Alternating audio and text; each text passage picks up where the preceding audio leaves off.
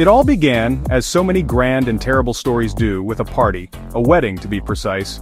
But this was no ordinary wedding, it was a union that would echo through the ages, a celebration that brought together not just mortals but the very gods themselves. The air was thick with anticipation, laughter, and the promise of a night to remember.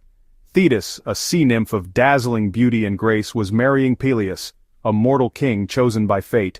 Their love story had captured the attention of Olympus and Earth alike, and their wedding was to be a grand affair, set against the sparkling blue of the Aegean Sea. All the gods and goddesses of Olympus were invited. Every immortal, every divine power, every celestial being except one. Eris, the goddess of discord, was left off the guest list. Her reputation for stirring trouble was legendary, and the hosts wanted nothing to spoil their perfect day. She was not the life of any party. Inviting her would be like inviting a thunderstorm to a picnic. Wherever Eris went, strife and argument followed, and so she was shunned, left to brood in the shadows. When Eris discovered the snub, her anger burned hotter than 1,000 stings. She felt the sting of rejection, the humiliation of being cast aside by her own kin. The sounds of celebration, laughter, music, the clinking of goblets only deepened her resentment. She watched from afar, her heart twisting with envy and spite. If she couldn't bring joy, she'd bring chaos. If she was to be excluded, she would make sure her absence was felt by all. Eris devised a plan, a gift that would spoil their perfect day. She crafted a golden apple, gleaming and irresistible, inscribed with a single dangerous phrase, "To the fairest." She didn't need to crash the party herself, her art was subtler. She would let her creation do the work, sowing seeds of jealousy and rivalry among the gods. She would plant a seed of conflict and let it grow, knowing that even the mightiest gods were not immune to pride. Her weapon, the gods' own vanity and pride. She knew their weaknesses, their hunger for admiration, and she would use it against them. With a wicked grin, Eris approached the edge of the celebration, unseen. She lingered in the shadows, her eyes glinting with anticipation. She was ready to unleash her masterpiece of mischief. The golden apple would be her messenger, her silent herald of chaos. The perfect wedding was about to become a legend of discord. What began as a celebration of love would soon spiral into a contest of egos and a feud that would change history. The gods, blissfully unaware, were about to receive a gift they'd never forget. Their joy would soon turn to suspicion, rivalry, and bitter argument. And so, the stage was set for chaos to take root. The seeds of discord had been sown, and nothing at this wedding would ever be the same again. Eris didn't make a scene. She was not the type to shout or demand attention. Instead, she moved with a quiet, almost invisible grace, blending into the edges of the celebration. Instead, she slipped to the edge of the festivities, clutching her gift, a golden apple from the garden of the Hesperides. The apple shimmered in her hand, its surface catching the flickering torchlight, hinting at the mischief to come. This was no ordinary fruit. It glowed with irresistible beauty. Legends whispered that it was crafted by the gods themselves, imbued with a magic that could not be ignored. With a flick, she rolled the apple into the heart of the wedding feast. The golden sphere spun and bounced, drawing every gaze as it traveled across the lavish table. The music stopped, conversations died, all eyes fixed on the apple. The laughter and joy that had filled the hall moments before faded into a stunned silence. It bore a simple inscription, etched in elegant Greek letters glowing faintly in the candlelight. For the fairest. Not for the bride, not for the couple, but for the fairest. The message was clear, yet its meaning was a spark waiting to ignite. Instantly the apple became a prize, a challenge. The women at the feast eyed each other, pride and desire flickering in their expressions. Whispers spread, for the fairest, that must be for me. Rivalries flared. The mood soured. Old grudges resurfaced, and new jealousies were born in an instant. Joy and harmony vanished, replaced by tension and envy. The air grew thick with suspicion, as friends eyed each other with doubt. Eris, watching from the shadows, smiled. Her work was done. She had not needed to utter a word. Chaos had blossomed from a single golden seed. The seed of discord was planted. It would grow, twisting roots through every heart in the room. The beautiful garden of friendship would soon be overrun by weeds of vanity. The party was over. The celebration had become a battlefield of egos. The gods had taken the bait. Their pride would lead them down a path of conflict and consequence. The golden apple had done its work. Its legacy would echo through myth and memory, a simple fruit that changed the fate of gods and mortals alike. The squabble erupted instantly. Every goddess believed she deserved the apple. Insults flew, egos clashed, and soon only three remained: Hera, Athena, and Aphrodite.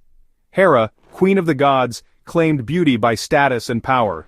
Athena, goddess of wisdom and war, argued that true beauty was intellect and strength.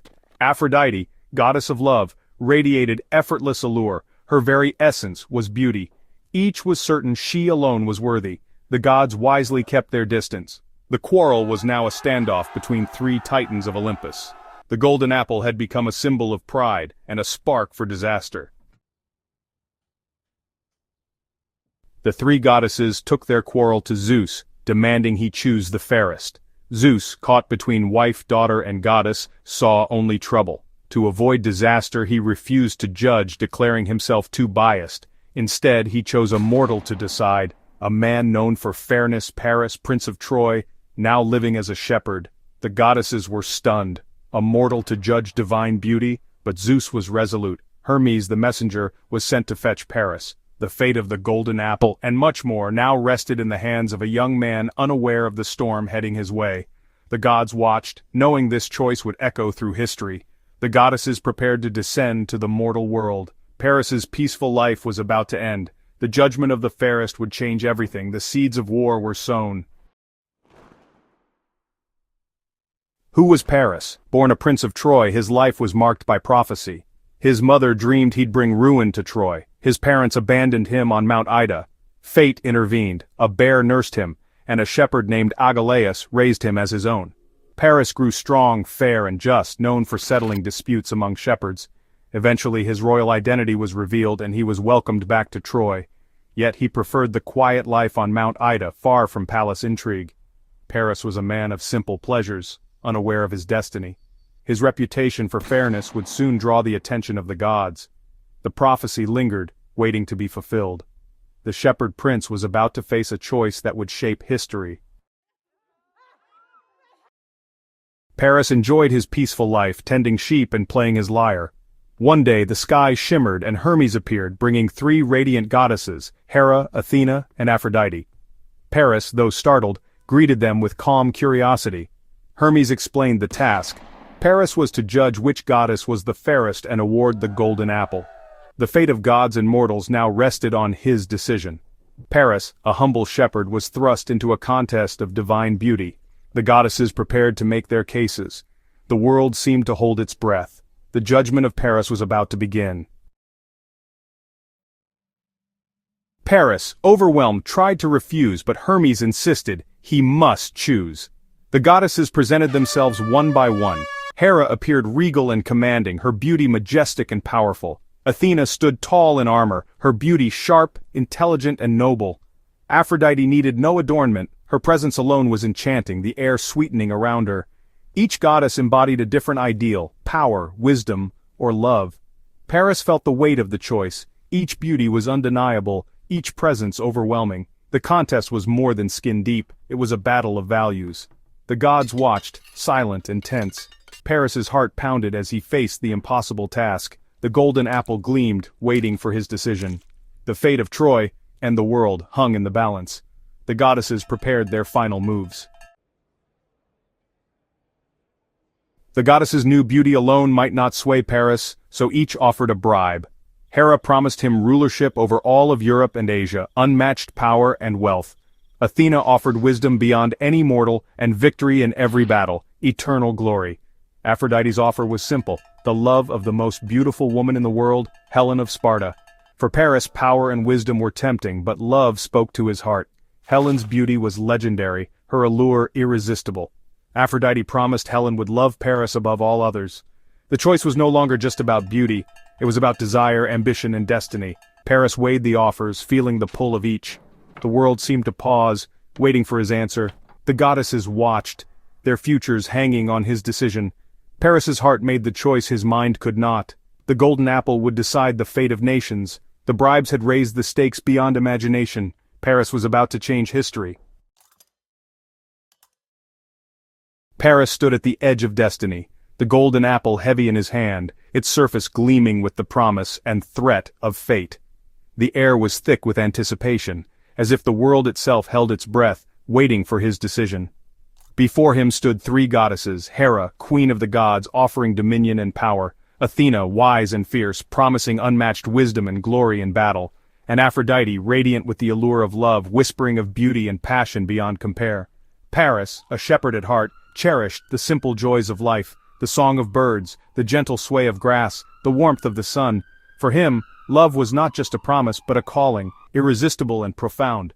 With trembling hands Paris stepped forward, his choice echoing through eternity. He bypassed the offers of power and wisdom and placed the golden apple in Aphrodite's waiting hand. "You are the fairest," he declared, his voice steady but his heart racing with the weight of his decision. Aphrodite's victory was complete. Her smile promised Paris the love of Helen, the most beautiful woman in the world. In that moment, the fate of nations shifted. Hera and Athena's fury was immediate and terrible. Their pride wounded, they vowed revenge, not just on Paris but on all of Troy, setting their sights on destruction. Their anger would ignite a decade of war, a storm of vengeance that would sweep across the land and leave devastation in its wake. True to her word, Aphrodite helped Paris win Helen's heart. Under the cover of night, Helen left her husband, King Menelaus, and fled with Paris, sealing the doom of Troy. The Greeks, enraged by this betrayal, gathered their mightiest warriors and launched a massive assault on Troy, determined to reclaim Helen and restore their honor. The Trojan War had begun, a conflict foretold by prophecy, destined to bring ruin and sorrow, and to fulfill the doom that hung over Troy since Paris's birth. All because a goddess was snubbed and a young man chose love over power and wisdom. The world was plunged into chaos and tragedy. The golden apple's discord bore bitter fruit, sorrow, war, and the fall of a great city. Families were torn apart, heroes fell, and legends were born from the ashes. The story of Paris's choice became legend, retold for generations as a warning of pride, desire, and the immense cost of a single, fateful decision. The seeds of discord had grown into a tragedy for the ages, a lesson etched in the ruins of Troy and the hearts of all who heard the tale. The gods watched from above, their own rivalries and passions reflected in the suffering of mortals below, as the world changed forever. And so, the tale of the golden apple ended in ashes, a reminder that even the smallest choices can shape the fate of empires.